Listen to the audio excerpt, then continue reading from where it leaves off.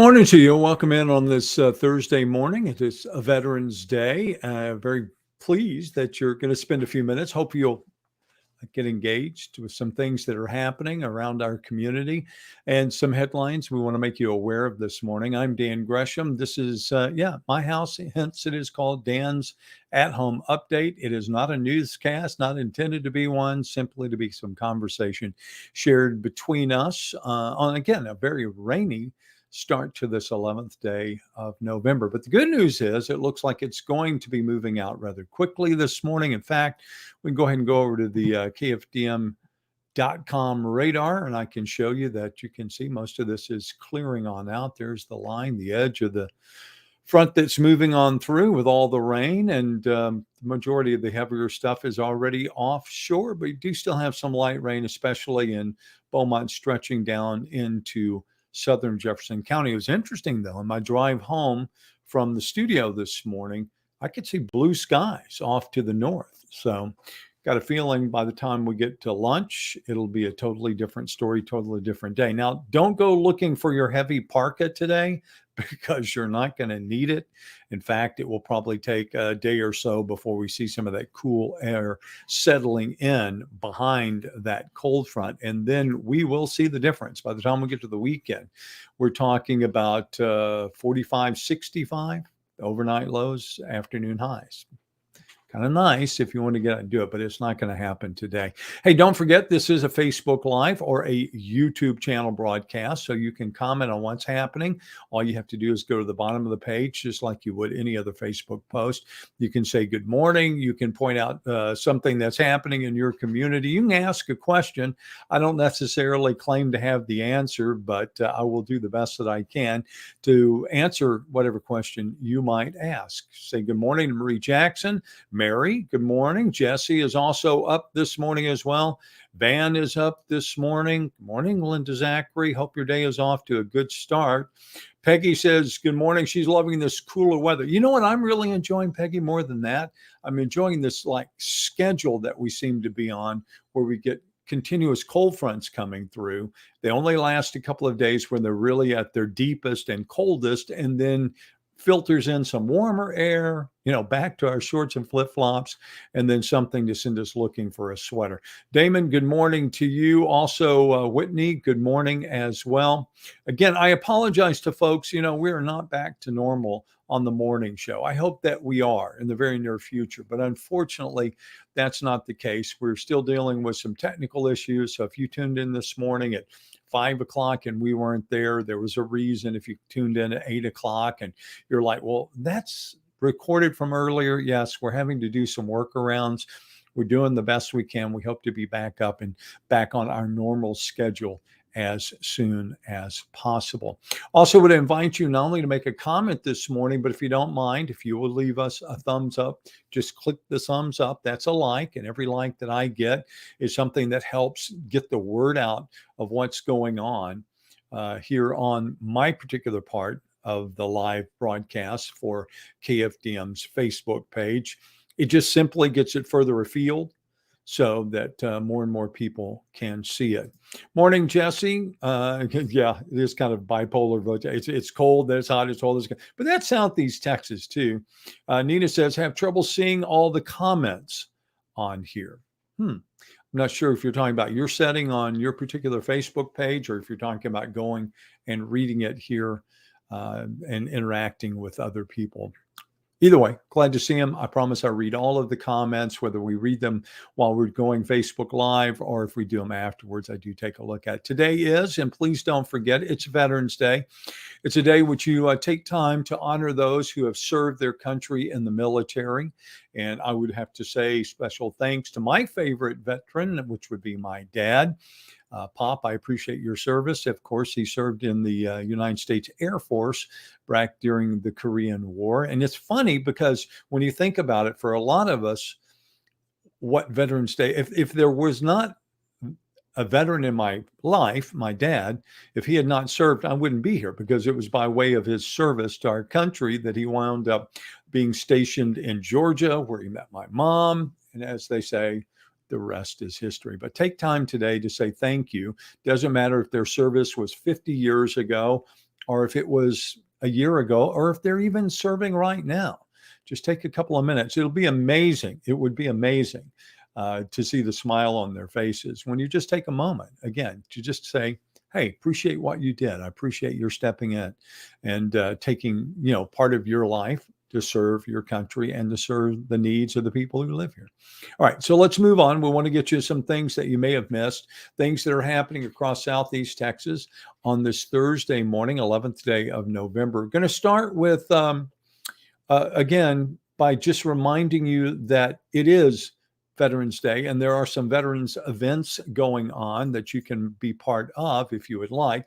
Take you to kfdm.com. There you see Jefferson County hosting Veterans Day remembrance ceremonies, rain or shine, and have a feeling by the time they happen, it may be shine. Jefferson County will have their Remembrance Day, 11 a.m. today at the Visitor Center, Ben J. Rogers Regional Visitor Center, which is right there at Ford Park off I-10.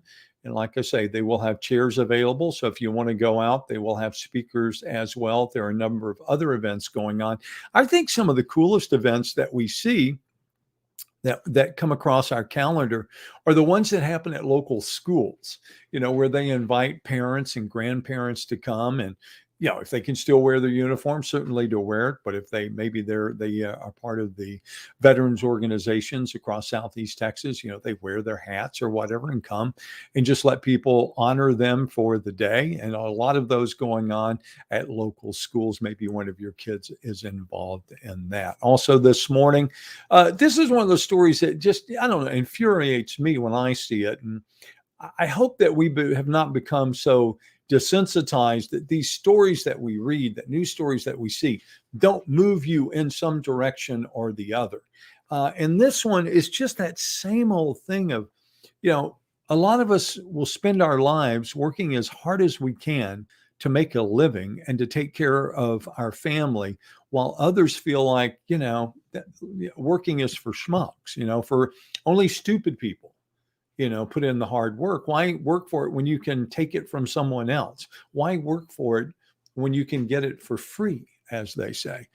And this story is the story of a grandparent scam that happened in Tampa, Florida. And I know a lot of people, when they see these, they also go, who would be that stupid? Who would be that naive that when someone knocks on their door or somebody calls them or somebody sends them a text message, they would respond to it? A lot of people would do that because, quite honestly, they're just not that worldly. And somebody comes to them and convinces them, and they have gotten very, very good scam artists, con artists, at being and looking and feeling legit. So when they come to you and say your granddaughter is in legal trouble, and that's what happened in this story, and if you don't do something about it, she's going to jail. And then they get them, to give them money. This $700,000 is what this lady coughed up to these scammers. $700,000 in her life savings. And of course, most grandparents would say, I'd be willing to do anything I can. I'd do whatever I could to help my grandchild. Well, can also be problematic. So anyway, it's a story worth reading. It's there on KFDM if you want to take a look at it. Also wanted to show you the latest numbers from across. Let me get rid of the banner there and show you the latest numbers from across the state of Texas when it comes to hospitalizations and COVID-19. And I'm showing this graph for a couple of reasons. I think it's kind of interesting. When you hear people talk about viruses coming in waves, what better way to see it than a graph? Look at that. I mean, that truly, up and down and up and down. And you go back and you see the first peak that we had there. Let me see if I can get, there we go. Back in July, 7, 18, 20. And then we get down in the valley, and then we come back up again. And there you are in January of this year, and it's back up. 13,000, hospitalized. Then it comes back down, and we thought, oh, okay, it's over now. We're in the clear. You get into July, and what happens? Boom, back up at the top again. And it rivals, if not, tops the previous crest of the wave. And now here we are, steep decline again. And you're thinking, oh, okay, well, it's over now. And now, I don't know if you've been watching, but now suddenly we have a number of states who are starting to report increases in cases, increases in hospitalization. Now, the majority of the states that we're seeing the increases today on the 11th day of November are to the north. They escaped a lot of the cases and a lot of the problems we had here in the South over the summer, but now they're getting into the colder months. People are coming indoors. They're staying in situations where they're more exposed to each other, and they're starting to see what may be the fourth wave of the COVID virus, something to keep an eye on. And speaking of which, check this story out. When I saw this one today, I'm not sure what I thought. This is on NPR, National Public Radio. They're doing this one. It's how SARS and COVID-2, which is what we're talking about in the virus, the COVID virus, in the American deer population could alter the course of the global pandemic. You're like, what? Yeah, this story is worth your time. I promise you. Scientists have evidence that the virus spreads explosively in white-tailed deer, and the virus is widespread already in this deer population across the country.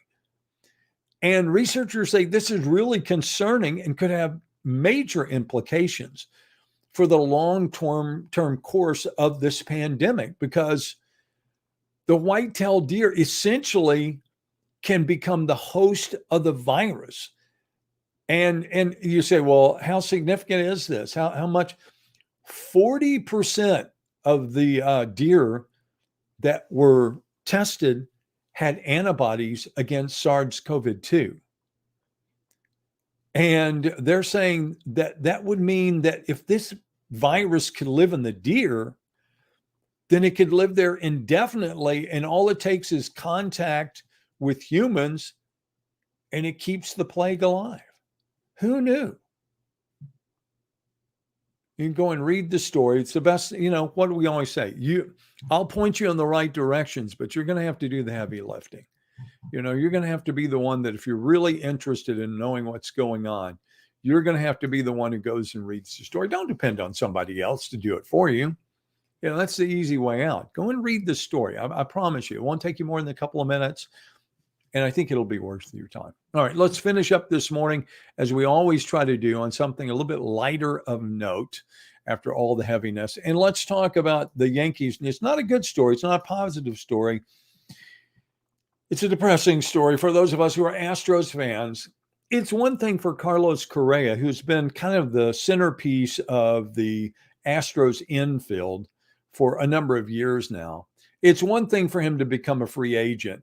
And I think a lot of people would go, yeah, it's a job, it's a living. He's going out to make money.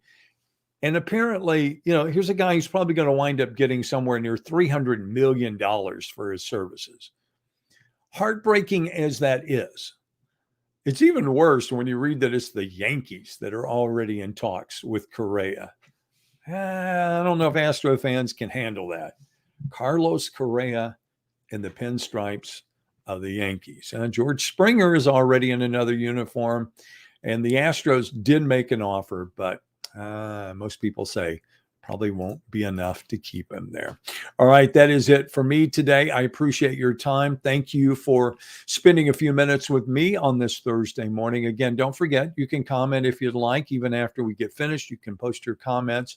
I will go and look at them. I read them all after we're finished, so it's not a problem. I'll look forward to seeing you back tomorrow morning, but don't forget, there are lots of ways you can keep up with what's going on in your community.